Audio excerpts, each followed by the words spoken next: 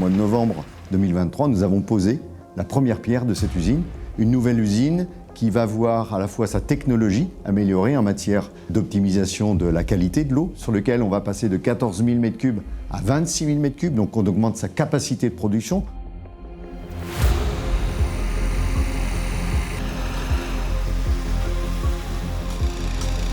Il y avait une demande forte de la part de Vendéo de réaliser l'usine en 15 mois clé en main. Aujourd'hui, il a fallu modifier à peu près toute la conception pour imaginer tenir ces délais. On a éclaté l'ouvrage en plusieurs zones, ce qui nous a permis de travailler en parallèle avec 2 grues. Les principaux défis ont été en phase d'études d'exécution pour Safèche de réaliser les études de dimensionnement des groupes de pompage et leur protection anti-bélier. Ensuite, durant le chantier, le principal défi aura été les délais. Les entreprises ont dû mettre d'importants moyens. Les élus et le personnel de Vendéo sont beaucoup impliqués et donc beaucoup d'échanges, en fait, beaucoup de réflexions, beaucoup de co-construction sur ce projet. Les différents bureaux d'études qui ont travaillé sur le sujet ont extrêmement bien préparé ce chantier et donc la phase de travaux a été extrêmement vite. L'histoire de la première usine, c'est en 1970, c'est la décision à La Roche-sur-Yon de construire un barrage.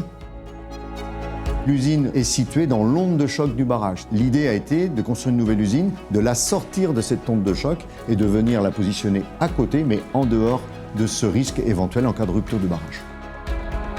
On a reçu 3 beaux projets.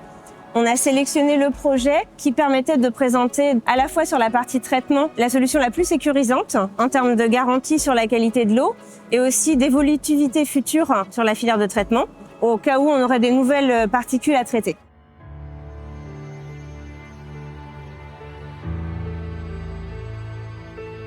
La filière de traitement, on a un pompage d'eau brute au niveau du barrage qui remonte l'eau. On vient alimenter 2 étages de traitement par décanteur lamellaire. On a ensuite une filtration à sable et on a un dernier étage de traitement qui est une désinfection par réacteur UV avant d'alimenter des bâches d'eau traitée et la distribution finale sur 3 châteaux d'eau autour de La Roche-sur-Yon. À la pose de la première pierre, nous étions en creux. Des pluviométries très importantes sur la fin de l'année 2023, très importantes sur l'année 2024 et sur le début d'année 2025. Donc un chantier qui a été difficile, mais grâce à l'expertise de celles et ceux qui ont travaillé sur ce chantier n'a pas de retard aujourd'hui. Une usine performante, c'est une usine qui est sobre, que ce soit en consommation d'eau, en consommation d'électricité et en moyens humains pour l'exploiter. Donc on est aussi sur une usine qui est performante avec peu de pertes en eau dans la filière et notamment les éventuelles petites pertes qu'il y a retournent au barrage. Donc dans tous les cas, c'est de l'eau qui n'est pas perdue. Cette usine, nous l'avons voulu à la fois comme étant un outil de production, mais aussi un outil pédagogique au service des Vendéennes et des Vendéens, au service de l'eau. On a aussi une vue sur tout l'environnement de l'usine et tout le parcours du cycle de l'eau, que ce soit de son prélèvement dans la retenue à sa distribution dans le château d'eau.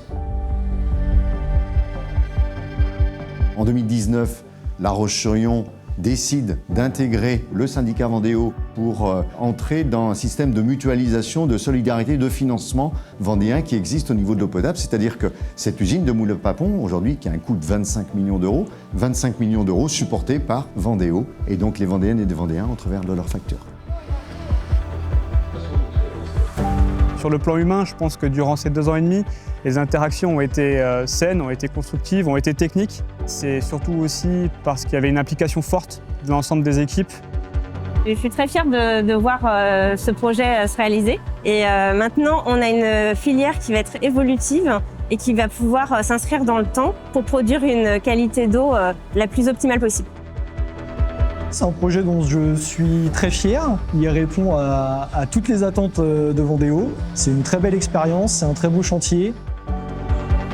Moi, ce que je veux tout d'abord dire, c'est de remercier la décision des élus de La Roche-sur-Yon, d'avoir confié aux Vendéennes et aux Vendéens cette réserve d'eau potable. Je pense que nous étions en train de construire l'histoire ici, puisque cette usine 1971, 2025, 2025, 2065.